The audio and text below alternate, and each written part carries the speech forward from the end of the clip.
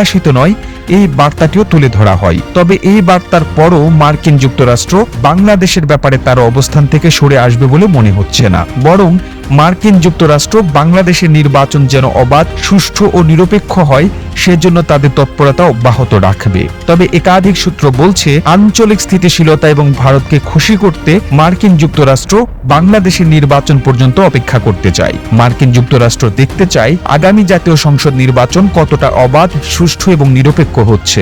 এই নির্বাচন যদি শেষ পর্যন্ত ভালোভাবে সম্পূর্ণ হয়, সেক্ষেত্রে মার্কিন যুক্তরাষ্ট্র এই ব্যাপারে কোনো কিছু করবে না। তবে যদি দেখা যায় যে নির্বাচনে কারচুপি বা অন্য কোনো প্রক্রিয়া হয়েছে, সেক্ষেত্রে যুক্তরাষ্ট্র নির্বাচনের ব্যাপারে নির্বাচনের পর যে সমস্ত পদক্ষেপ গ্রহণ করা দরকার সেই ধরনের পদক্ষেপগুলো গ্রহণ করবে। বিভিন্ন সূত্র বলছে যে বাংলাদেশে নির্বাচনের আগে মার্কিন যুক্তরাষ্ট্র যে ধরনের পদক্ষেপ গ্রহণের কথা বলেছিল বা যে ধরনের বিধি ব্যবস্থা গ্রহণের কথা বলেছিল,